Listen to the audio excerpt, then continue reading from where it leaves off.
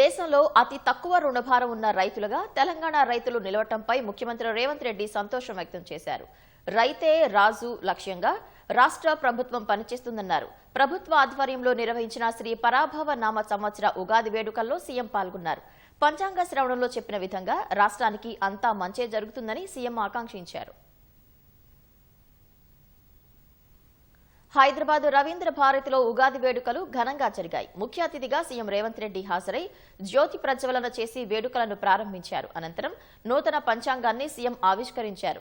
Speaker గడ్డం ప్రసాద్, మండలి chairman Gutta Sukhender Reddy, ఉప ముఖ్యమంత్రి భట్టి విక్రమార్క, మంత్రులు పొంగులేటి, జూపల్లి, పొన్నం, కొండా సురేఖ హాజరయ్యారు.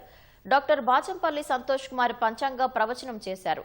ఈ ఏడాది వర్షాలు సమృద్ధిగా ఉంటాయని, ఎండలు 50 డిగ్రీలు దాటడం సాధారణ విషయంగా మారుతుందని సంతోష్ కుమార్ తెలిపారు.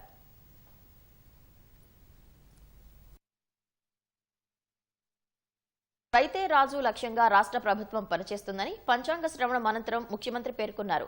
భూభారతిని తీసుకువచ్చి రైతుల సమస్యలను పరిష్కరించామని, త్వరలో సాదా బైనామా సమస్యలను తీర్చుతామన్నారు.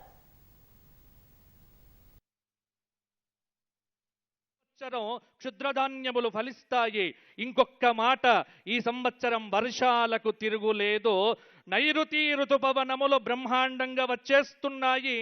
ఈ సంవత్సరం తెలంగాణలో ఎక్కడ చూసినా అద్భుతమైనటువంటి ఆ గంగమ్మ యొక్క, గోదావరి తల్లి యొక్క ప్రాభవ వైభవ ప్రవాహములన్నీ కూడా నా తెలంగాణను వ్యవసాయ తల్లిగా మార్చి అందరికీ కడుపు నిండా అన్నం పెట్టి రైతులందరికీ ఆనందాన్ని పంచేటువంటి సంవత్సరంగా ఈ సంవత్సరం మనకొచ్చింది. ఈ సంవత్సరం గురువు రాజయ్యాడు అంటే మంచి ధార్మికుడైనటువంటి వాడికి రాజ్యాధిపత్యం వచ్చింది. భయపడాల్సినటువంటి పని లేదు. నేనేమైనా మంచిదే కానీ నా ప్రజలు బాగుండాలి అనేటువంటి తపన రాజుల యందు పరిఢవిల్లుతుంది.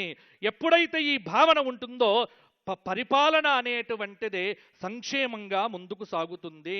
అందరికంటే చిక్కెవరికి అంటే ఆర్థిక శాఖను చూచేటువంటి వారికే చాలా చిక్కు. ఏమిటి అంటే నిధులు నిధులు నిధులు అంటారు, ఉండండి ఉండండి ఉండండి అంటారు. ఈ సంవత్సరం కూడా ఆర్థికంగా కొంత ఇబ్బంది పడక తప్పదు. ఈ విషయంలో కఠినాతి కఠినమైన నిర్ణయములుంటేనే పరిపాలన బాగుంటుంది, కానీ లేకపోతే ఆర్థికంగా ఇబ్బంది అనేటువంటిది తప్పదు అని ద్వితీయ నవమాధిపతి అయినటువంటి కుజుడు వ్యయస్థానాన్ని సూచిస్తూ చెప్తున్నటువంటి ఫలితం ఇది. ఇక ఈసారి ఎండలు 50 డిగ్రీలు అనేటువంటిది కామన్ థింగ్గా మారిపోతుంది. ఈనాడు దేశంలోనే మొన్న కేంద్ర ప్రభుత్వం ప్రకటించిన ప్రకటనలో అతి తక్కువ రుణభారం ఉన్న రైతులు తెలంగాణ రాష్ట్రం మొదటి స్థానంలో ఉన్నదని ప్రకటించడం తెలంగాణకు గర్వకారణం. అదేవిధంగా ప్రతి ఎకరాకు ప్రతి సంవత్సరం 12,000 రూపాయలను ఈనాడు రాష్ట్ర ప్రభుత్వం అందిస్తున్నది. దాదాపుగా ఇప్పటికీ 18,000 కోట్ల రూపాయలు ఈరోజు రైతులకు రైతు భరోసా పథకం కింద ఖర్చు పెట్టడం జరిగింది. రేపు 22వ తారీఖు నుంచి మళ్ళీ రైతు భరోసా కార్యక్రమాన్ని మా ఆర్థిక మంత్రి భట్టి విక్రమార్క గారు ప్రారంభించబోతున్నారు. ఆనాడు ధరణి రూపంలో భూతమై రైతులను బాధ పెడుతున్నప్పుడు భూభారతి చట్టాన్ని తీసుకొచ్చి రైతులకు ఉన్న కష్టాలను తీర్చి ఈనాడు రైతులు సంతోషంగా తమ యాజమాన్యపు హక్కులను పొందగలుగుతున్నారు. సాదా బైనామాలకు సంబంధించి కూడా వ్యవసాయ భూములకు వాళ్ళు కొనుగోలు చేసిన వాటిని కూడా తొందరలోనే పరిష్కారం చూపించబోతున్నది మా రెవెన్యూ శాఖ అని చెప్పి ఈ సందర్భంగా నేను ఈ తెలంగాణ రాష్ట్ర రైతులందరికీ ఉగాది సందర్భంగా తెలియజేయదలుచుకున్నాను.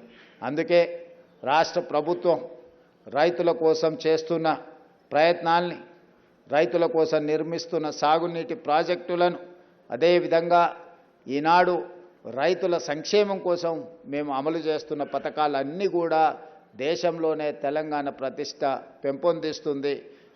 సంతోష్ కుమార్ శాస్త్రి గారు చెప్పినట్టుగా ప్రభుత్వము ఎల్లవేళలా అప్రమత్తంగా ఉంటుంది.